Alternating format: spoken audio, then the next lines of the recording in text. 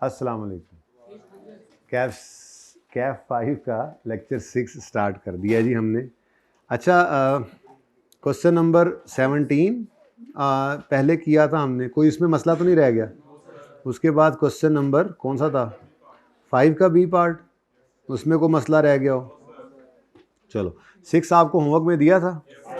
चलो इसको डिस्कस करते हैं, लेकिन इससे पहले ना मेरा दिल कर रहा है कि छोटी सी एग्जाम्पल करें। एक वैसे ही ज़रा दिल कर रहा है कि एग्जाम्पल आपके साथ करने का, ठीक है? एग्जाम्पल है ये, वैसे FAR 1 की एग्जाम्पल है जो आप वहाँ पे करते हैं, ठीक है ना? मतलब पढ़ के आते हैं कॉन्सेप्ट, लेकिन कोई नहीं, ये नहीं आप बोझ ले लेना तो पढ़ के आते हैं। जो पढ़ के आए हैं उनका रिवाइज हो जाएगा, जो नहीं पढ़ के आए वो पढ़ लेंगे, सादा सी बात है, ठीक है?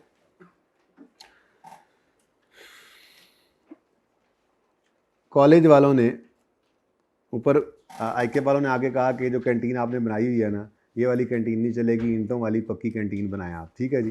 तो कॉलेज कंस्ट्रक्टेड कैंटीन। अच्छा यार, मिसाल तो बनाने दिया करो। अब ये कैंटीन बिल्डिंग बनेगी ना, यानी कि प्रॉपर्टी प्लांट एंड इक्विपमेंट, ठीक है जी?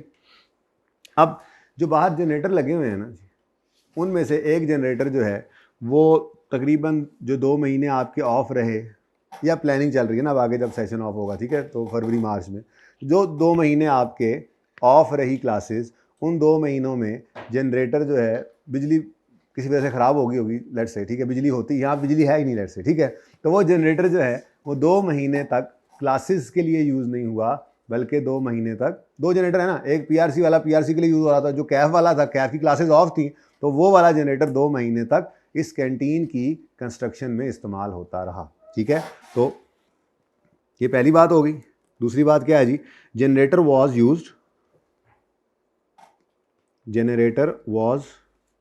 यूज्ड फॉर 2 महीने, ठीक है ना? 2 महीने, ठीक है, 2 months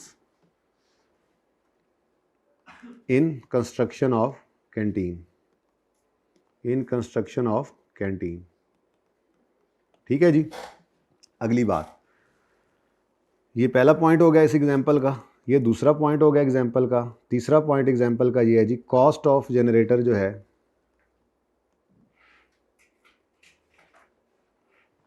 cost of generator is ₹3 million and useful life is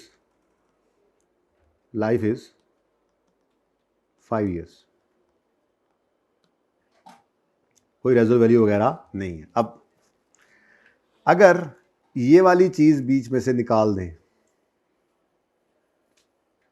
तो सिंपल सॉल्यूशन इसका क्या बनता है कि आपका जनरेटर डेप्रीशिएट होगा, उसकी एंट्री होगी डेप्रीसिएशन एक्सपेंस डेबिट और accumulated depreciation of generator credit, ठीक है जी?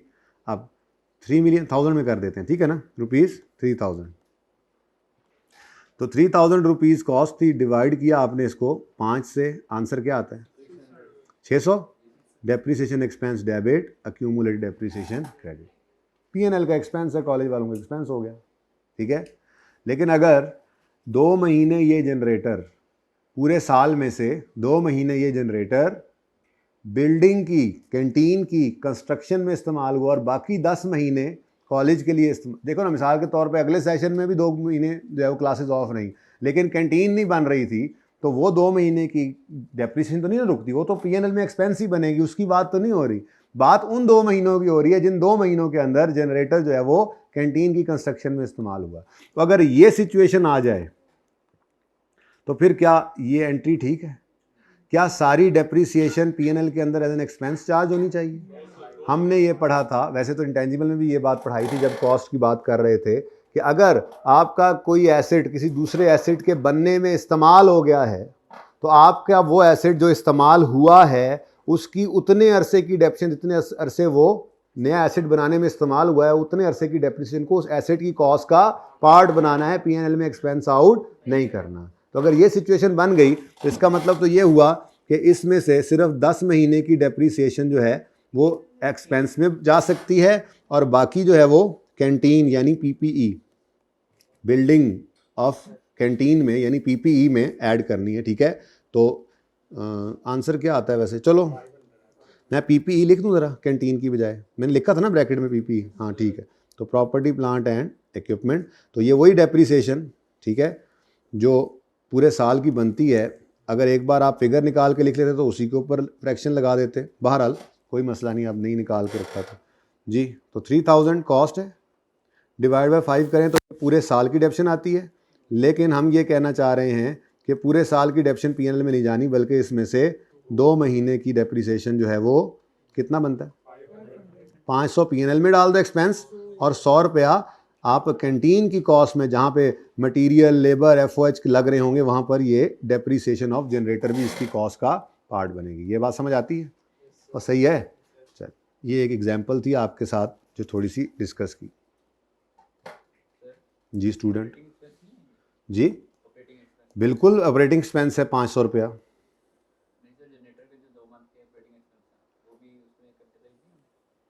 कौन से ऑपरेटिंग, और मैंने तो सिर्फ एक डेप्शन की बात की यार। ऑपरेटिंग एक्सपेंसेस आपके उस जनरेटर को चलाने वाले, जाहिर सी बात है वो भी उसी में ही आ जाएंगे।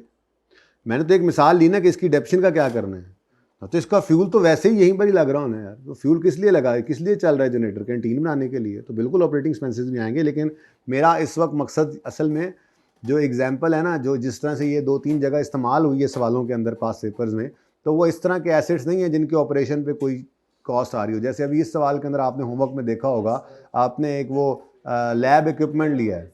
अब लैब इक्विपमेंट, वो माइक्रोस्कोप जो पड़ा हुआ है, अब उसको आमतौर पे बिजली भी नहीं चाहिए होती चलाने की, वो लेके आ गए हैं। अब उसकी सिर्फ डेप्शन है, तो मैंने उस कॉन्टेक्स्ट में चूंकि बताया ना, तो सिर्फ डेप्शन बताई। आप बिल्कुल सही कह रहे हैं, ये जनरेटर जो चलेगा उस पर 2 महीने फ्यूल लगेगा। ये 2 महीने की फ्यूल कॉस्ट भी किस में डालोगे आप, जब डेप्रिसिएशन आप इस जनरेटर की इधर डाल रहे हो तो इसके चलने का खर्चा भी इधर ही डाल दें। बिल्कुल सही कह रहे हो, ठीक है। अच्छा जी भाई, सही है। चलें आप सवाल पे जाएं। Okay okay okay. OL commenced research work commence किया इन्होंने ऑन 1 जुलाई 13। ईयर एंड हमारा है 30 जून 15। अच्छा, ये तो पिछले साल की बात हो रही है, ठीक है जी। हाँ, तो यहाँ पे करके लिख लेते हैं जी। 1 जुलाई 13 पे इन्होंने काम शुरू कर दिया, ठीक है जी। और फिर 30 जून 13 आया होगा, फिर 30 जून 14 भी आ गया, ठीक है। 30 जून 13 तो पहले आने दो, सॉरी 14 आया होगा, और फिर 30 जून, हाँ तो 2 साल हैं ना, ठीक है जी। ये जनाब 30 जून 2014 आ गया, और 30 जून 2015 आ गया, ठीक है जी। अब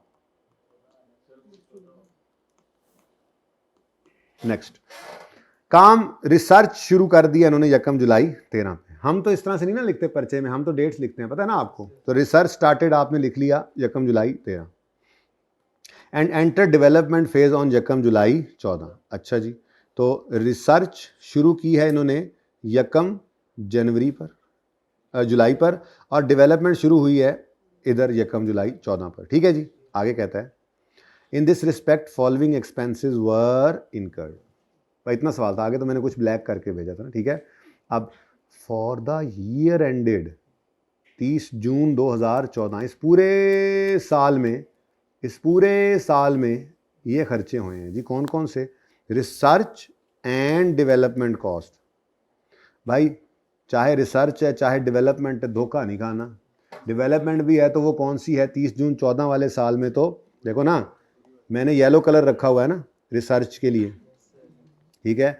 उसके बाद अगली चीज़ है, इसकी डेवलपमेंट स्टार्ट हो गई है, ठीक है। लेकिन क्राइटेरिया कब मेट हो रहा है, वो कह रहा है criteria for recording internal intangible have been met, the commercial production was started from. अच्छा, अब देखो ये कल वाली बात फिर काम आ रही है।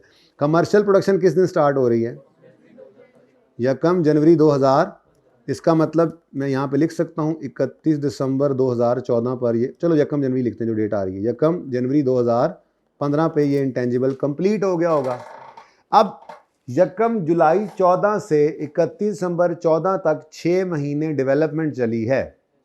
सवाल कह रहा है क्राइटेरिया मेट है, किस दिन मेट है ये नहीं बताया, तो फिर सिंपल जिस दिन से डेवलपमेंट शुरू, यानी कि ये बात ना भी लिखता तो हम अल्टीमेटली यही अजम्पशन लेते कि अगर डेवलपमेंट के बारे में नहीं बता रहा तो ये डेवलपमेंट अच्छी वाली डेवलपमेंट है।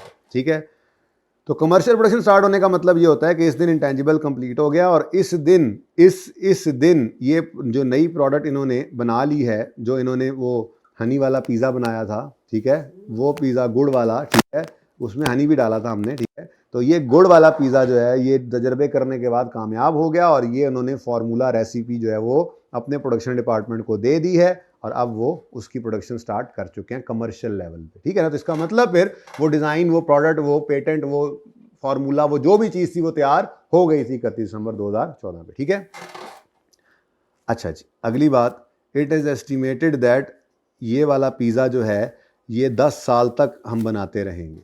तो ये क्या है, उस इंटेंजिबल की यूज़फुल लाइफ जिस पे अमोर्टाइज करेंगे। बस कहानी खत्म हो गई। चलो अब बच्चों इस 8 मिलियन की बात करें तो ये चाहे रिसर्च है चाहे डेवलपमेंट है, ये एक्सपेंस आउट ही होगा क्योंकि इस साल में तो क्राइटेरिया मीट ही नहीं हुआ था। ठीक है, नेक्स्ट, इस साल के अंदर कॉस्ट ऑफ लेबोरेटरी इक्विपमेंट, इसका क्या करें?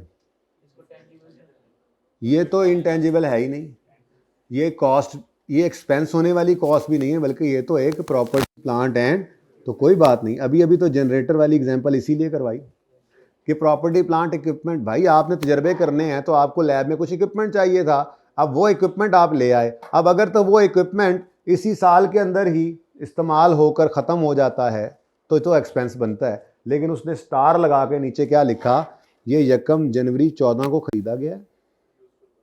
ठीक है, और इसकी लाइफ 5 साल है, मतलब इसको ख़रीदने के बाद हमने इसको इस प्रोजेक्ट पे इस्तेमाल किया और उसके बाद फिर रख देंगे, फिर किसी और प्रोजेक्ट पे जब यूज़ करेंगे तो उसकी डेप्रिसिएशन उसमें चार्ज कर देंगे, लेकिन जितना अरसा इस प्रोजेक्ट पे इस्तेमाल हुआ उतना अरसा इसकी डेप्रिसिएशन इसी प्रोजेक्ट को चार्ज होनी चाहिए। ये बात समझ आती है? जैसे कैंटीन टेंजिबल बन रहा था तो एक टेंजिबल यूज़ हुआ, कैंटीन बनाने में कोई इनटेंजिबल यूज़ हुआ था तो उसकी अमोर्टाइजेशन चार्ज होती। ऐसे ही इनटेंजिबल बनाने के लिए कोई टेंजिबल यूज़ हो गया तो इस टेंजिबल की डेप्रिसिएशन इनटेंजिबल की कॉस्ट का पार्ट बनाए। ठीक है, अब अगली बात, डेवलपमेंट डिसाइड तो कर लिया था मैंने, निशान नहीं लगाया, डेवलपमेंट अच्छी वाली है जी। ठीक है, तो ग्रीन सिग्नल इसको डायरेक्ट ही दे देंगे, स्काई ब्लू सिग्नल आया ही नहीं बेचारी, ये डेवलपमेंट जो है ये सीधा ही ग्रीन सिग्नल। ठीक है, अब हमने इक्विपमेंट किस दिन खरीदा है? 1 जनवरी 2014, यहां पे बन रहा है। अब ये इक्विपमेंट यहां से अमोर्टाइज होना शुरू हो गया। ठीक है जी, अब सॉरी डेप्रीशिएट होना शुरू हो गया। ठीक है, अब ये डेप्रीशिएट होता जा रहा है, होता जा रहा है, होता जा रहा है, होता जा रहा है, इसने तो डेप्रीशिएट होते जाना है, इसकी तो डेप्रिसिएशन नहीं रुकेगी, डेप्रिसिएशन तो नहीं रुकती, चाहे एसिड वेला भी पड़ा हो, आइडल भी पड़ा हो, तो डेप्रिसिएशन तो स्ट्रेट लाइन वाली है, लाइफ दी हुई है और कोई बताया नहीं, तो स्ट्रेट लाइन में डेप्रिसिएशन तो नहीं रुकेगी, डेप्रिसिएशन तो सिर्फ रुकती है आउटपुट मेथड वाली। अब अगला सवाल ये आता है कि डेप्रिसिएशन तो इसकी चली और चली जा रही है 6 महीने 14 में और पूरा साल 15 वाले साल में, तो क्या सारी डेप्रिसिएशन को कैपिटलाइज करें? अब उसका जवाब ये है कि जब रिसर्च फेज चल रहा था तो सारे जहान के खर्चे एक्सपेंस में जाने थे, तो उन 6 महीनों की इक्विपमेंट की डेप्रिसिएशन भी एक्सपेंस में ही जाएगी। फिर 1 जुलाई 14 से 31 दिसंबर 14 तक के 6 महीनों के खर्चे अगर कैपिटलाइज हो रहे हैं तो इस अरसे की हम इसकी डेप्रिसिएशन भी कैपिटलाइज कर देंगे, और फिर उसके बाद जो आखिरी 6 महीने इक्विपमेंट तो फिर भी डेप्रिशिएट हो रहा होगा, लेकिन वो वाली डेप्रिसिएशन भी एक्सपेंस आउट हो जाएगी, कैपिटलाइज नहीं हो सकती, एसिड ही खत्म हो गया। ठीक है, तो मैं यूं कह सकता हूं कि इधर देखो, ये डेप्रिसिएशन जो है ये एक्सपेंस आउट होगी, फिर उसके बाद ये डेप्रिसिएशन 6 महीने की जो है ये कैपिटलाइज होगी, इंटेंजिबल एसिड की कॉस्ट का पार्ट बना लेंगे। उसके बाद ये जो डेप्रिसिएशन है, ठीक है, ये अगेन एक्सपेंस आउट होगी। कोई मसला है तो बताएं, ये टेक्निकल था थोड़ा सा। ठीक है, दोनों साल में इसकी डिस्कशन करनी होगी ना। ठीक है, पर मैं तो एंट्रीज करूंगा, फिर उसके बाद आपको डिस्कशन कर दूंगा। ठीक है, चलें जी, टोटल का क्या करना है? बस ठीक है, टोटल बस ठीक है, ऊपर अलग अलग दिए हुए हैं, हमने टोटल का क्या करना है? ठीक है, तो सही है ना। तो ये दो कॉस्ट आ गई।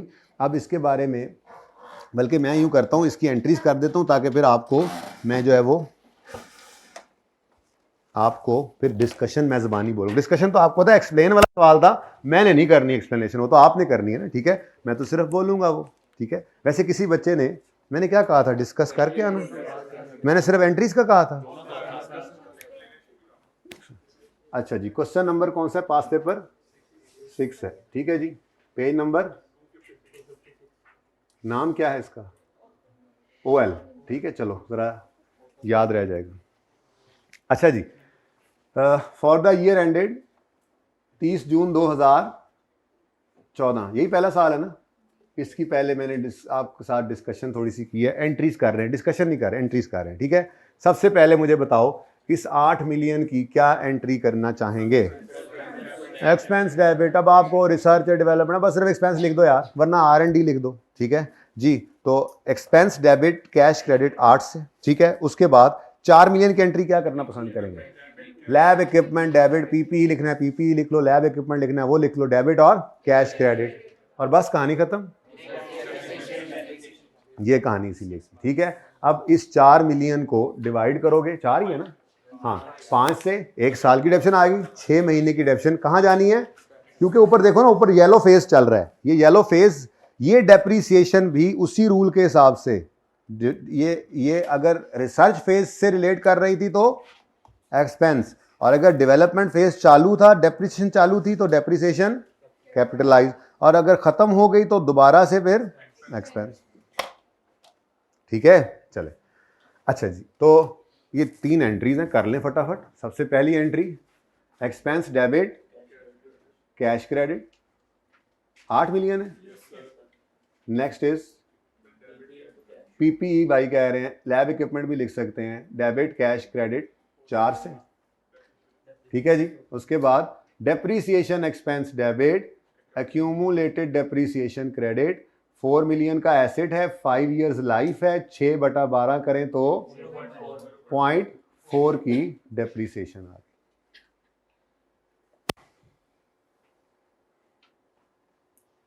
ठीक है। अभी मैं डिस्कशन नहीं कर रहा, जस्ट एंट्रीज की हैं, कोई इनमें मसला, एक्सट्रैक्ट्स भी बनाने हो तो आपका 8 रुपये एक्सपेंस में नजर आएगा, 0.4 आएगा। आपका बैलेंस शीट में एक PPE नजर आएगा, इनटेंजिबल नहीं, PPE लैब इक्विपमेंट अलग पड़ा होगा, 4 माइनस 0.4 करके, ठीक है। और कोई इंटेंजिबल अभी बनना शुरू ही नहीं हुआ, कहानी खत्म, अगर वो एक्सट्रैक्ट्स मांग ले तो, ठीक है। नेक्स्ट ईयर आता है जी, वो कहता है रिसर्च एंड डेवलपमेंट। अब यही शायद कहना चाह रहा था, एक मिनट, के रिसर्च एंड डेवलपमेंट में ये रिसर्च और ये डेवलपमेंट है, ये ऐसे कहे या ना कहे, हमें इससे क्या, R&D दोनों इकट्ठे भी चल रहे हो, मैंने कल बताया था, तब भी क्या है, क्राइटेरिया मीट होने से पहले सारे खर्च, इस साल में क्राइटेरिया मीट नहीं हुआ था, इस साल में मीट हो गया, ठीक है जी। PPE ये मतलब ये 4 मिलियन आप कह रहे हैं कि नेट ऑफ डेप्रिसिएशन यहां पे नजर आ रहा है, नहीं बेटा, वो लिखा हुआ कॉस्ट ऑफ लैब इक्विपमेंट, ठीक है। फॉर द ईयर एंडेड 30 जून 14 हमने ये कॉस्ट इनकर की, जिसमें लैब इक्विपमेंट पे ये कॉस्ट इनकर हुई है, डेप्रिशिएट तो नहीं किया हुआ, ठीक है, बुक वैल्यू तो नहीं लिखा हुआ।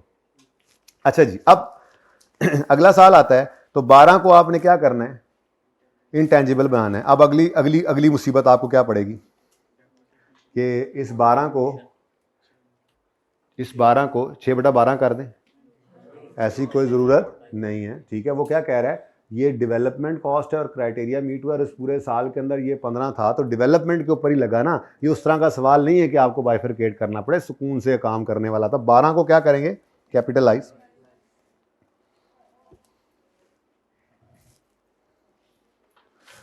और ट्रायनिंग ऑफ स्टाफ को और कॉस्ट ऑफ ट्रायल रन को, तो सीधा सीधा ही है यार, इतना आसान सवाल भी हो सकता है यार वैसे, कसम से। चलो अब क्या एंट्रीज बनेंगी, सबसे पहले intangible asset debit cash credit 12, expense debit cash credit 0.9, research expense training expense, ठीक है। Intangible asset debit cash credit 0.6, लेकिन अभी भी इंटेंजिबल, हाँ अभी भी इंटेंजिबल की कॉस्ट पूरी, इंटेंजिबल में 12 भी आ गया, 0.6 भी आ गया, लेकिन इक्विपमेंट की 6 महीने की 0.4 रुपीज़ डेप्शन भी आएगी, तो इंटेंजिबल की कॉस्ट मुकम्मल होगी। और फिर मुकम्मल होगी तो उसके बाद इस इंटेंजिबल ने भी अमोर्टाइज होना है, और इक्विपमेंट के आखिरी 6 महीने फॉर द ईयर एंडेड, क्योंकि उसने नीचे क्या कहा हुआ है, गौर फरमाइए, और फरमाएं तो नीचे उसने कहा हुआ है explain accounting treatment for the year ended 15, ठीक है। तो 15 के साल पूरे की डिस्कशन करनी है ना, तो पूरे साल में जो जो होना है, ठीक है। तो 12, 9, 6 इसकी एंट्री हो गई। अच्छा, उसके बाद जब आप डेप्रीसिएशन की एंट्री पास करेंगे तो इक्विपमेंट की डेप्रिसिएशन की एंट्री तो वो इकट्ठी कर देंगे, जैसे मैंने आपको अभी जनरेटर की एंट्री करवाई है, ठीक है। और फिर इक्विपमेंट को बकाया 6 महीने एक्सपेंस, बल्कि वो तो इकट्ठी हो जाएगी, ठीक है, लेकिन इंटेंजिबल को आपको अमोर्टाइज करना पड़ेगा। शुरू करें जी काम फॉर द ईयर एंडेड 30 जून 2015। ये करना नहीं है जो मैं यहाँ कर रहा हूँ, तो आपको समझा रहा हूँ, अभी फिर डिस्कशन करेंगे। अभी तो एक चीज़ को ब्लैक भी किया हुआ है जो गड़बड़ थी थोड़ी सी। अच्छा चले, लेकिन उसका भी जुगाड़ है, कर लेंगे जी। सबसे पहले intangible asset debit cash credit 12। Next as working की जगह बना के चलते हैं। नेक्स्ट है जी ट्रेनिंग एक्सपेंस, तो एक्सपेंस डेबिट कैश क्रेडिट 0.9। उसके बाद टेस्ट रन, चलो intangible asset debit cash credit 0.6। अब अभी इंटेंजिबल को मोटाइज नहीं करना, पहले इंटेंजिबल मुकम्मल तो करो। इंटेंजिबल मुकम्मल तब होगा जब 6 महीने की डेप्रिसिएशन इक्विपमेंट की भी इसमें डल जाए। ये डिसाइड हो चुका है, इसलिए अब दोबारा इस पर टाइम नहीं वेस्ट कर रहा, ठीक है। तो जैसे बिल्कुल अभी जनरेटर वाली डेप्रिसिएशन की एंट्री सिखाई ना, बिल्कुल वैसे ही एंट्री करनी है आपको जी। इंटेंजिबल एसेट डेबिट होगा, डेप्रीसिएशन एक्सपेंस डेबिट होगा और accumulated depreciation of lab equipment credit हो जाएगा, ठीक है। अब कितनी डेप्रीसिएशन है? 4 डिवाइडेड बाय 5, ये तो पूरे साल की है ना, हमें 6/12 चाहिए। 0.4 ही बनेगा। ऐसे ही ये दोबारा लिखने की ज़रूरत तो नहीं है वैसे, चलो मैं फ़िलहाल लिख रहा हूँ जी 0.4 और ये 0.8 बन गया। अब आपका इंटेंजिबल तैयार है, ठीक है। वो बच्चे कहते होंगे जी वर्क इन प्रोग्रेस पहले बनाते फिर ट्रांसफ़र करते, ठीक है। अगर एक ही साल के अंदर सारा काम हो जाए तो फिर खामखा क्यों टाइम ज़ाया करें। होता ना इंटेंजिबल यहाँ बनना शुरू हो गया था तो फिर मैं work in progress balance sheet में शो कर देता। ये तो इसी साल में बना है, अगर कोई करना चाहे तो कर ले। Work in progress, work in progress, work in progress, फिर एक एंट्री एक्स्ट्रा करनी पड़ेगी इसको, वर्क इन प्रोग्रेस को क्रेडिट कर ना लें, बल्कि कर लेते हैं। Intangible capital work in progress, intangible capital work in progress, intangible capital work in progress, ठीक है। कंप्लीट हो गया। जब कंप्लीट हो गया तो अब एक ट्रांसफर की एंट्री कराओ। समझ आ गई है ना? चलो आने दो फिर जी। इंटेंजिबल एसेट डेबिट और intangible capital work in progress credit 12 जमा 0.6 जमा 0.4, ठीक है। तो ये कहीं पे टोटल कर दो, यहाँ पे कर दो 12 प्लस 0.6 प्लस 0.4 जी 13। इससे एक फ़ायदा ये भी होगा कि इंटेंजिबल की कॉस्ट निकालनी तो वैसे भी थी, चलो निकल आई। बाकी कोई मसला नहीं है। ड्यूरिंग द ईयर अगर ये शुरू होकर ख़त्म भी हो गया है तो ये काम ना भी करते तो चल जाता, ठीक है। सही है। अब कुछ रह गया? हाँ, अब ये इंटेंजिबल तैयार होकर यूज़ हो रहा है तो इसकी अमोर्टाइजेशन है। तो amortisation expense debit, accumulated amortisation credit. अब इंटेंजिबल 13 का है और लाइफ इसकी उन्होंने कही थी 10 साल है। ये शेल्फ लाइफ, ठीक है। शेल्फ लाइफ अजीब सा लफ्ज़, ठीक है, बस यूज़फुल लाइफ है, ठीक है जी। इंटू 6/12 क्यों? साल के दरमियान में तैयार हुआ है और 1 जनवरी से कमर्शियल प्रोडक्शन हो रही है, तो 30 जून तक 6 महीने बनेंगे 2015 वाले साल में जी। 0.65, ठीक है जी। ये जनाब आपकी एंट्रीज़ हैं जो रिक्वायर्ड नहीं थी, लेकिन हैं तो सही। बहरहाल कॉन्सेप्ट तो समझ आ गया, तो इसकी पिक्चर ले लें, नोट करने की ज़रूरत तो नहीं है, करना है तो कर लें, पर ये रिक्वायर्ड नहीं था, पर्चे में नहीं करना है ऐसे।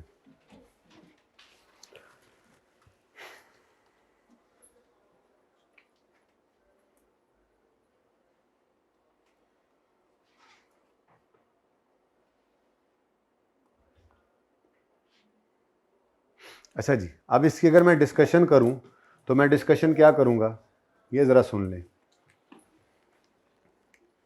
पहले 15 की डिस्कशन करते हैं, सिर्फ 15 की करते हैं, मांगी भी उसने 15 की थी, खैर ये भी फिर बता दूंगा बाद में। 12 है, फिर 0.9 है, फिर 1 बाय 1 करते हैं, ठीक है। आ जाएं, हम यूँ लिख देंगे, ठीक है। अच्छा, इकट्ठा करना चाहें तो कर सकते हैं, लेकिन मेरे ख्याल में 1 बाय 1 करेंगे ना तो एक एक लाइन के अंदर बात काबू में आती जाएगी। इस 12 को अलग बता देते हैं, फिर इस 0.6 को अलग बता देते हैं, और फिर 0.4 डेप्शन जो है वो अलग बता देते हैं, ठीक है। तो उसके बाद फिर इस 0.9 को पकड़ लेंगे और बाकी बातें भी डेप्रिसिएशन वगैरह की और अमोर्टाइजेशन के भी कर देंगे, ठीक है। शुरू करें काम, आपने लिखना नहीं, सिर्फ सुनना है, ठीक है। ₹12 million relating to development cost is incurred in a period when recording criteria of internally net intangible have been met. Therefore, this cost will be capitalized as an intangible asset, ठीक है। उसके बाद and cost of trial run is also a directly attributable cost and criteria is already met, therefore it shall also be added to cost of intangible। ये जैसे भी लिख लो, recorded as an intangible, ठीक है। उसके बाद ये पॉइंट फॉर्म में लिखते जा रहे हो 1 2 3 करके, ठीक है। नंबर 3 पॉइंट क्या लिखोगे? Depreciation expense amounting to 0.4, depreciation expense of equipment, lab equipment amounting to 0.4, bracket में ये वर्किंग करनी है, वो लिखते हुए ये वर्किंग करनी है। तो ये वर्किंग जो है ये ऐसे करनी है बस, अंग्रेजी में जब वो कहे तो, ठीक है ना। अच्छा, depreciation expense of lab equipment amounting to 0.4 million, bracket में ये आ गया, from 1 July 14 to 31 December 14 will was incurred during the development phase. Therefore, this depreciation expense shall also be recorded in the cost of intangible। ठीक हो गया, ठीक है। अब इंटेंजिबल की कॉस्ट पूरी मुकम्मल कर ली, तीनों बातें आ गई हम, ठीक है। Next, IS 38 prohibits the capitalization of training of staff. Therefore, 0.9 million shall be recorded as an expense when incurred in statement of comprehensive।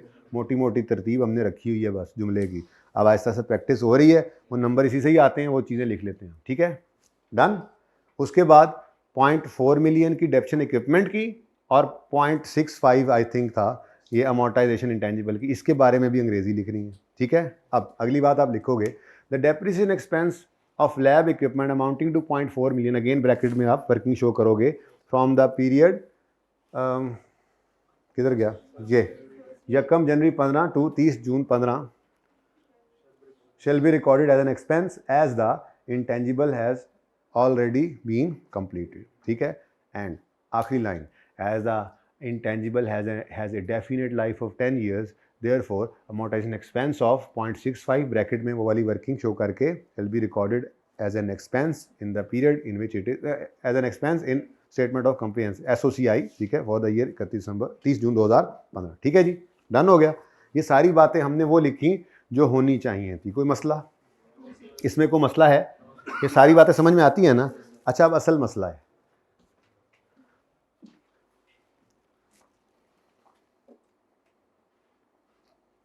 किसी को बताना नहीं।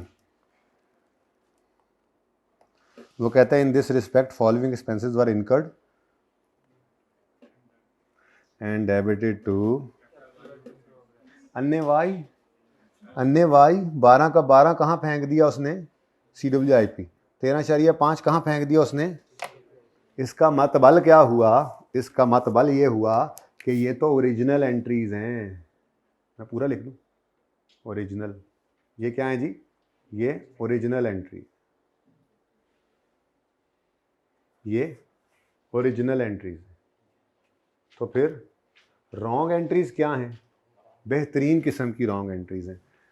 For the year ended 30 June 2014, wrong entry क्या की है भाईजान ने? बड़ी बेहतरीन, CWIP डेबिट कैश क्रेडिट 12 से। और for the year ended 30 June 2015, wrong entry क्या है? ओरिजिनल तो आपके सामने है ना, रॉन्ग एंट्री क्या है? वही CWIP डेबिट कैश क्रेडिट 13.56 भी है। अच्छा, ये बात समझ आई? OL commenced research on Jacob July 13 and entered development on Jacob July 14. In this respect, following expenses were incurred and debited to CWIP. अब आगे सारी कहानी तो हमने पढ़ ली. अब उसने क्या कह दिया? Explain accounting treatment of above in financial statement for the year 30 जून 2015. परेशान नहीं होना. दो अप्रोचेस हैं वैसे तो. आप ओरिजिनल रॉन्ग को यूज़ करके रेक्टिफाइंग एंट्री पास करें. एक आसान तरीका बताऊं, जितनी कहानी अभी आपको लिखवाई वो सारी एज इट इज़ लिखी हुई है, बिल्कुल सही है, ठीक है. अब आखिर में ना आपने एक लाइन ऐड करनी है. ये मैं आपको कहोगे तो लिखने दूंगा, लेकिन फिलहाल सुन लो, ठीक है ना. ये सारा कुछ तो आपने वही लिखा ना जो मैंने भी आपको बोला, ठीक है. अब आखिर में आप क्या लिखोगे? The accountant has wrongly recorded all these costs in CWIP, therefore we will credit CWIP by 13.5 and we will debit the relevant accounts as discussed above. Rectifying entry पास करनी पड़ेगी ना. तो रेक्टिफाइंग एंट्री का तरीका क्या होता है? या तो आप रेक्टिफाइंग एंट्री दोनों से मिलाकर पास करें, या क्या होता है कि आप ओरिजिनल जो होना है वो परफॉर्म कर दें और रॉन्ग को उल्टा दें. अब इस पूरी एंट्री के अंदर अगर आप गौर फरमाएं तो कैश क्रेडिट होना था. कितना बनता है? 13.5. ये कैश क्रेडिट हो गया 13. तो जो गलती में भी जो कैश सही क्रेडिट हो गया उसको तो छोड़ देना. अब मसला किस में रह गया? मसला रह गया कि ये सारे काम होने थे, रेलेवेंट अकाउंट्स को डेबिट करके, ठीक है. ये सही हो जाएगा, रेलेवेंट अकाउंट डेबिट होंगे तो सही हो जाएगा. और गलती क्या पड़ी हुई है? CWIP में ये पड़ा हुआ है, इसको क्या कर दें? क्रेडिट कर दें. ठीक है, सही है. तो ज़्यादा आसानी, इसीलिए मैं कह रहा था CWIP ना भी लिखें तो ज़्यादा आसानी हो जाएगी. 12 लिखा भी हुआ है तो अच्छी बात है, पता लग रहा है CWIP में क्या जाना चाहिए, ठीक है ना. तो ये सारी बातें आपने लिखने के बाद एंड में क्या लाइन लिखनी है एक बार फिर सुने, फिर दोबारा लिखिएगा. अभी फिलहाल से सुने, ठीक है. हाउएवर, सारी कहानी लिख के ना एंड पे क्या लिखोगे? However the accountant has recorded all these cost in CWIP. Now we will debit the relevant accounts, क्योंकि ये उसने नहीं किया, उसने ये किया हुआ है. Now we will debit the relevant accounts and credit the CWIP by 13.5. कहानी खत्म हो गई. डिस्कशन ये उसने कहा हुआ था. वारदात का तरीका समझ आया? अच्छा, अब एक थोड़ा सा मसला और आता है. यहां तक को मसला तो नहीं है, लिखना है लिख लो, लिखो लिखो लिखो लिख लो. ये सारी कहानी लिखने के बाद ही लिख सकते हैं, इसलिए मैं तो कहूँगा घर लिख लो. बात तो आसान सी है. जिन्होंने नहीं लिखा ना वो घर पे पूरी बात ऐसे ही लिखेंगे, बिल्कुल सिंपल, जैसे मैंने पॉइंट्स की फॉर्म में लिखा. और एंड में जाके एक लाइन क्या लिख देंगे कि accountant has wrongly recorded all these cost in CWIP. Now we will debit the relevant accounts and, या यूं पे सही करना है, यूं कहो, now we will credit CWIP and debit relevant accounts. बहुत ज्यादा अच्छा हो जाएगा जुमला, ठीक है. ओके. अब ये कितने से करना है, क्या नहीं करना, क्या करना है, सारा कुछ तो ऊपर आप बता के आए हैं. रेलेवेंट अकाउंट्स में जो जो डेबिट जहां जहां होना है वो तो आपने बता दिया है, ठीक है, सही है. तो now we will credit CWIP by 13.5 and debit relevant accounts as discussed above. आसानी हो गई ना. बोलो. बाकी एक और मुसीबत ये पड़ सकती है, मतलब आप खुद को डाल सकते हैं, ओरिजिनल रॉन्ग को देख के रेक्टिफाइंग एंट्री करें फिर उसको एक्सप्लेन करें. ये भी ऑप्शन है, कोई मसला नहीं. तो 15 वाले साल में कोई मसला नहीं है. 14 वाले साल की जरा बात करता चलूं. हालांकि रिक्वायर्ड तो नहीं है, लेकिन चलो सुन तो लो फिर भी. अच्छा है, ज़रा फायदा हो जाएगा. 14 वाले साल की अंग्रेजी ऐसे लिखोगे. 8 रुपये relates to research phase, therefore it shall be recorded as an expense when incurred in SOCI. ₹4 million relating to lab equipment shall be recorded as a property, plant and equipment in statement of financial position. $0.4 million of depreciation expense of lab equipment shall be charged to SOCI as this depreciation is incurred during the period of research. कोई अपनी अंग्रेजी में बात लिखनी है, यही बात बताई थी. और बोलो, ये आपने क्या बताया 3 पॉइंट्स के अंदर जो होना चाहिए था, ठीक है. However, accountant has wrongly debited all these amounts to, therefore now we will credit CWIP and debit relevant accounts. एक मसला आ जाएगा.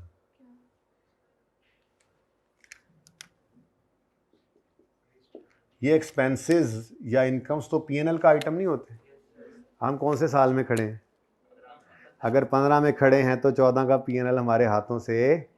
अब आपने आईएएस 8 पढ़ा हुआ है, ऐसी टेंशन की बात नहीं है, आपने आईएएस 8 पढ़ा हुआ है, ठीक है ना। तो अब आपने सिर्फ ये कहना है now we will credit CWIP and we will debit the, यूँ कर देना ना, 4 मिलियन इन पीपी, ये तो बैलेंस शीट आइटम है ना, and 8.4 in opening retained earnings. 15 की ओपनिंग रिटेन्ड अर्निंग्स को छेड़ देंगे ना, क्योंकि 15 के साल के अंदर रिटेन्ड अर्निंग्स पड़ी हैं, प्रॉफिट तो नहीं पड़ा हुआ। क्या ख्याल है? ये थोड़ा सा इसके अंदर गड़बड़ थी, ठीक है। तो खैर चलें, जिसको ये पॉइंट समझ नहीं आया होगा, 7 में से 6 नंबर तो फिर भी उसके आ ही जाने, तो बड़े होते हैं, ठीक है। जरा पढ़ लें जाके सोल्यूशन में क्या कहते हैं, वो नकल करते हैं। नहीं नो सर तब कर लेना है जब सारा काम कर लेना। मैं भी पढ़ूँ ना, मैं भी तो पढ़ूँ।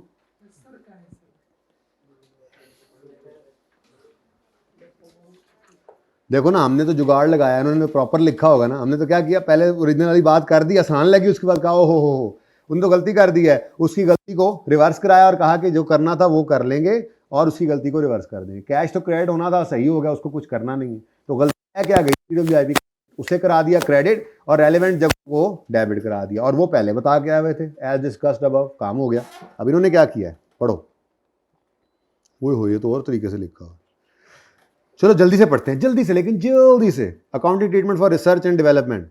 अच्छा, उसने इस तरह से किया है, हमने क्या किया है, हमने साल के हिसाब से एक्सपेंस को किया, उसने रिसर्च डेवलपमेंट को इकट्ठा डिस्कस किया। चलो अच्छी बात है, ये एंगल भी देख लेते हैं, लेकिन हम अपनी उस पर कायम रहेंगे, हमने बिल्कुल सही लिखा है, ठीक है। Since new product met all criteria for development of a product and intangible shed recorded at 13 मिलियन, जिसमें ये एज डिटेल्ड अंडर। अच्छा, ये भी अच्छा तरीका है, टोटल लिख दिया नीचे उसने एक एक करके, हमने भी वही काम ही किया हुआ, ठीक है। कॉस्ट ऑफ 12 मिलियन इनकर during development phase, डेप्शन of this on laboratory equipment for 6 month. ऐसी बातें ही हम भी लिख रहे थे, ये पीरियड भी लिख रहे थे, ठीक है। कॉस्ट ऑफ ट्रायल रन, ठीक है, इसको क्या कर दो, वो कहता है इसको क्या कर दो, एक्सपेंस। असल में ना ये किसकी बात चला रहा है, ये फॉर द ईयर एंडेड 30 जून 2000, क्योंकि रिक्वायर्ड ही यही था। तो R&D उसने क्यों लिखा, क्योंकि सवाल के अंदर लफ्ज R&D लिखा हुआ था, लेकिन उसने उठाया कौन सी फिगर को है, उसने 13 को उठाया है। उससे पिछले वाला कौन सा था, पिछली फिगर कौन सी थी, 8 को तो नहीं ना उठाया, ठीक है ना। बात समझ आइए, अब वो 15 को डिस्कस कर रहा है और एंड पे जाके 14 वाली वो रिटेन अर्निंग वाली गड़बड़ करेगा, जिसको मैंने पहले से तैयार करा दिया, ठीक है। Next, amortization of intangible, since product has shelf life of 10 साल, amortization expense amounted to 0.65 shall be recorded in P&L for the period of this and this, ठीक है जी। Lab equipment cost recorded as tangible, laboratory cost should be capitalise as tangible as it has. सारी बातें हमने इसी तरह से लिखी हैं, बस तरीका थोड़ा सा डिफरेंट था, ऐसे ही है ना। आगे रिसर्च एंड अदर कॉस्ट्स के बारे में कहता है, IS 38 does not allow capitalization cost pertaining to research work, therefore cost should be charged to P&L account. However, research cost of 8 million and depreciation of this pertain to last year, therefore comparative figures for the year should be restated and retained earnings be adjusted for। हमने भी यही बात ही लिख दी कि उस expense को debit करने की बजाय उन फिगर्स को कहाँ, ओपनिंग रिटेन्ड अर्निंग्स में डेबिट कर दो, वही बात लिखी हुई है, ठीक है ना। तो एज इट इज़ लफ्ज ब लफ्ज मैच कभी भी नहीं करना, इन्हीं का अगला सोल्यूशन जो ऐसे चेंज होगा। हमने वही बातें बिल्कुल सही लिखी हैं, लेकिन अपने अल्फाज में लिखी हैं, वो सही है, बिल्कुल सही है, ठीक है। इसी को प्रैक्टिस कहते हैं। ट्रेनिंग कॉस्ट को भी हमने क्या करना है, P&L को चार्ज कर देना है, लेकिन ये फॉर द ईयर 30 जून 15, इसलिए ओपनिंग रिटेन, ये बीच में देखो ना, आप घुसा दिया इसको, हमने इसको अलग करके रखा, पहले सारा 15 कर लिया, फिर 14 में सारी बात कर ली और एंड पे जाके कहा कि ये एक्सपेंस डेबिट नहीं हो सकते, P&L तो है नहीं, तो रिटेन अर्निंग को डेबिट कर दो, ओके। और डेप्शन ऑफ 0.4 मिलियन भी जो है वो कहाँ ले जाओगे, P&L में, क्योंकि ये 2000, ये एंड वाली है, ये एंड वाला, ये 1 जनवरी टू 30 जून 2015, ये वो जो आखिरी वाला जो मैंने बताया था ना कि जब कंप्लीट हो गया इंटेंजिबल, तो वो 6 महीने की। तो ये बीच में ना, बीच में ये समझ ही ना आए बच्चे को पढ़ते हुए कि चलते चलते 15, चलते चलते 15, चलते जो है बीच में ये क्या चीज़ घुस आई। तो इसलिए मैंने सारा 15 अलग किया, फिर सारे 14 की डिस्कशन करके, और फिर एंड पे कहा अब एक मिनट एक्सपेंस जो है ये डेबिट नहीं हो सकता, रेलेवेंट अकाउंट डेबिट ना बोलो, बल्कि ओपनिंग रिटेन्ड अर्निंग्स का डेबिट बोलो, ठीक है, सही है, ओके डन। चले, तो मोर और लेस सेम ही था, ठीक है। चलो आ जाओ, मोर और लेस नहीं, मिलके मैं तो यूं कहूँगा 80-90% बातें तो सारी ही सेम थी, हमने भी कुछ नहीं छोड़ा, बस थोड़ा अपने अल्फाज में था, कंफर्टेबल रहे इस तरह से, ठीक है जी। अच्छा जी, और के जनाब, जी बेटा जी बोले हैं।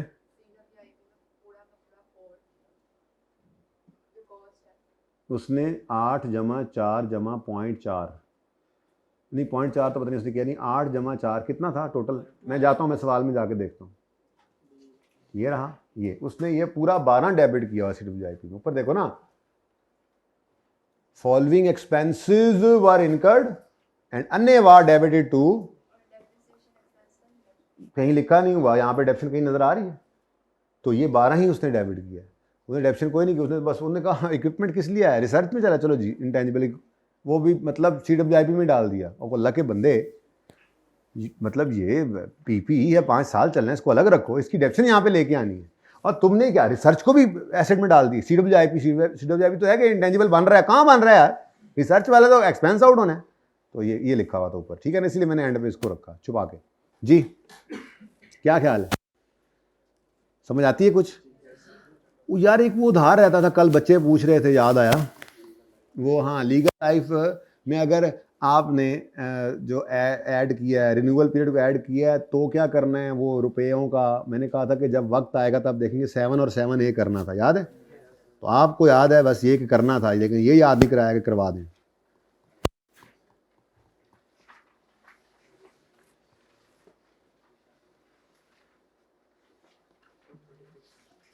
जी जी, आइंग आइंग, आई एम आइंग।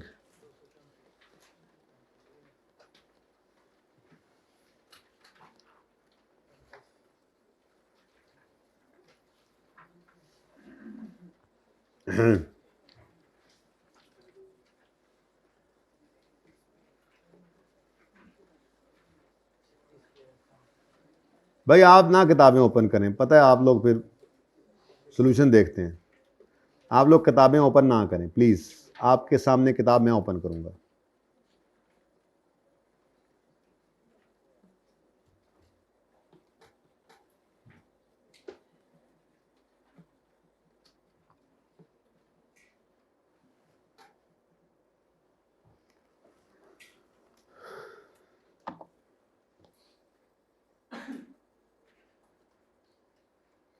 सच, कितने साल्स हैं? 2 और फिर रिन्यूअल 3, यार 5 साल।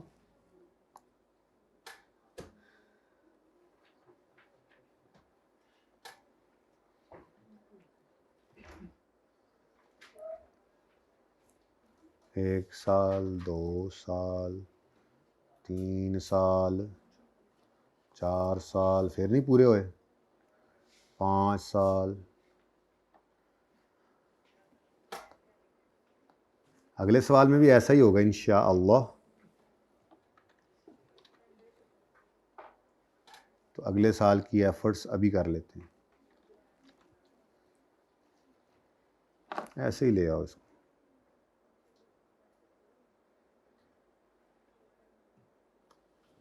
ठीक है जी, सुभान अल्लाह। चलें जी, काम शुरू करते हैं। We obtained a license for 2 years on 1st January 12, ये 2012, फॉर द ईयर एंडेड 31 दिसंबर 12, ऐसे ही है। चलो अब पूरा क्या लिखना, 13, 14, 15 एंड 16। अच्छा जी, अब वो 12 के अंदर कह रहा है पहले दिन ही हमने एक लाइसेंस 2 साल उसके लिए ख़रीदा है 100 मिलियन देकर। क्या ख्याल है आमिर भाई, जाग रहे हैं ना? थोड़ी सी नींद आई है ना? बता दो मान तो। आपको पता है एजाज ने क्या किया है? पिछली क्लास में स्मार्ट वॉच यूज़ कर रहा था, मैंने कहा मैंने मोबाइल बंद किया, तुम स्मार्ट वॉच पे मैसेज पढ़ रहे हो हैं, पकड़ लिया मैंने। फिर कोई बच्चा भी कर रहा है यूज़। उस्मान बड़े देर से चुप बैठा था, मैं कहा चलो मैं और नहीं तो यही बोल देता हूँ जैसे। अच्छा जी, वापस आएँ। It can be renewed for a further period of 3 years bye paying 60 million. मुझे बताओ पहली बात, क्या 60 100 के बदले में ना होने के बराबर है? ऐसी बातें कर रहा है यार, ना होने का कहाँ ना होने के बराबर है? अच्छी खासी अमाउंट है, 100 के बदले में, 100 के मुकाबले में 60। इसका मतलब रिन्यूअल को आपने कंसिडर नहीं करना। रिन्यूअल को कंसिडर नहीं करना तो दूसरा मतलब इस बात का क्या है, आपने लीगल लाइफ 2+0 यानी 2 लेनी है। सवाल में कहीं पे बोला तो 2 था ना?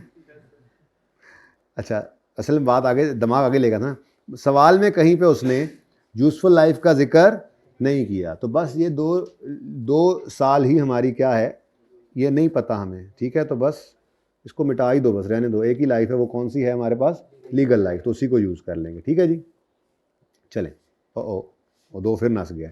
अब लाइसेंस खरीदा है 1 जनवरी 2012 पे, तो 1 जनवरी 2012 पे एंट्री पास कराओ, intangible asset debit cash credit, कितने से, 100 से, ठीक है जी। उसके बाद 31 दिसंबर पे इसको अमोर्टाइज करना है, तो 31 दिसंबर 2012 पे amortisation expense debit, accumulated amortisation credit, ठीक है जी। अब असल में कहानी बस ये है कि हमने अमोर्टाइजेशन के लिए कौन सी लाइफ यूज़ करनी है। तो भाई जब हमने एक्सटेंशन ऑप्शन को कंसिडर ही नहीं किया तो 100 डिवाइडेड बाय 2, ठीक है। तो ये कितनी डेप्रिसिएशन अमोर्टाइजेशन आ गई, 50 और 50। अगले साल एसेट खरीदना तो नहीं है, अगले साल सिर्फ इसको अमोर्टाइज करना है, तो amortisation expense debit, accumulated amortisation credit, कितने से, 50 से। अब बताओ 100 की कॉस्ट थी, राइट ऑफ होके ख़त्म हो गई, एसेट ज़ीरो हो गया। अब जाके देखते हैं सवाल क्या रहा है। 2 साल ख़त्म हुए तो तीसरे साल में क्या किया उन्होंने, कहता है पास करो journal entries till 31 December 16 assuming it was renewed. तो ये तो कह रहा था, मैंने जान के नहीं पढ़ाया ये, तो कल तो मैंने ये पहले ही बता दिया था, बल्कि मैंने आपको ये कहा था कि वो ये स्टार्ट में खड़े हो कह रहा है कि जी हमारी इंटेंशन, वो इंटेंशन बता रहा है कि हम रिन्यू लाजमी करेंगे, चाहे 100 आगे 600 देना पड़े, हमें डबल ट्रिपल 6 गुना देना पड़े, तब भी हम रिन्यू करेंगे, कसम उठवा लो हमसे, लिखवा लो हमसे। सेनेट कहता है अपने पास ही रखो, अपना लिखा हो। अगर रिन्यूअल मिनिमल है तो आज लीगल लाइफ में इस 3 को ऐड करेंगे, नहीं है तो नहीं करेंगे, तो वही हुआ। अच्छा अब हुआ क्या, एक्चुअल में उन्होंने रिन्यू कर भी लिया। तो ये वो बात है ना कि जी हम चार्ट में खड़े होकर कह रहे थे जी उनकी इंटेंशन है कि वो रिन्यू करेंगे, तो क्या करें, कुछ ना करें। अब 2 साल गुजर गए, अब तीसरा साल आया, पहला दिन आया 1 जनवरी 2013 पर इन्होंने 60 मिलियन 60 मिलियन पे करके इन्होंने इंटेंजिबल मजीद 3 साल के लिए ले लिया।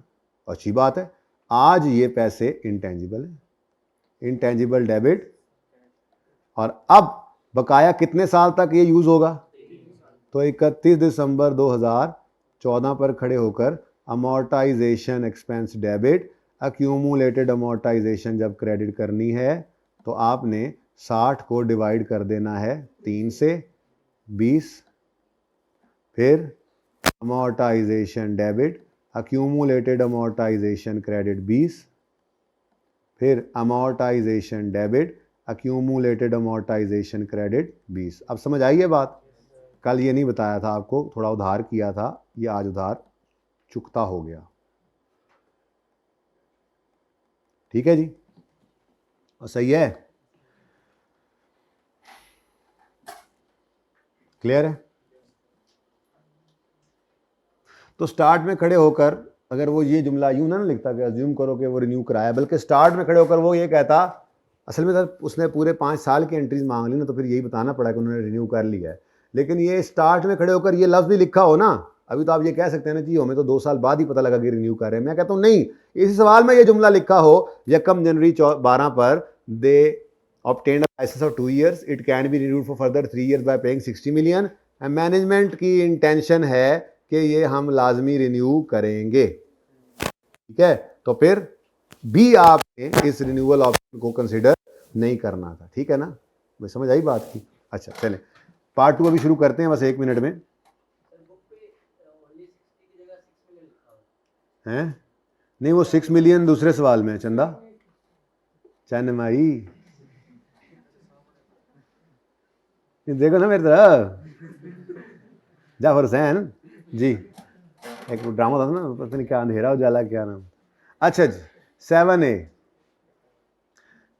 We obtain a license or 2 years on Yakam January 12 by paying 100 million. It can be renewed for further 3 years by paying 6 million or by paying. अब चाहे वो कह रहे हैं नहीं हमने नहीं करना रिन्यू, तब भी आप कहेंगे न। स्टैंडर्ड कहता है अगर रिन्यूअल ऑप्शन मिनिमल है तो स्टार्ट में ही खड़े होकर रिन्यूअल को ऐड करो ओरिजिनल लीगल लाइफ में, ठीक है। तो फिर 2012 में यकम जनवरी 12 पे एंट्री क्या होगी, इंटेंजिबल डेबिट कैश क्रेडिट 100 है, सॉरी तो 60 नहीं, 60 तो रिन्यूअल था पिछले में, अच्छा जी 100। उसके बाद हाँ बोली जाओ गल्ला करी जाओ तुसी बस, ठीक है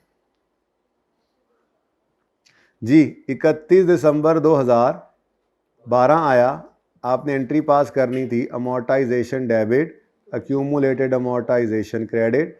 100 को डिवाइड करने की बारी आई तो 2 से करें ना, 2 तो ओरिजिनल लाइफ थी और 3 जो रिन्यूअल है वो ऐड करके बन जाएगा 5, तो 100/5 जी 20 और 20। अब अगली मुसीबत आने वाली है, लेकिन चलो फिलहाल आने तो दें उसको।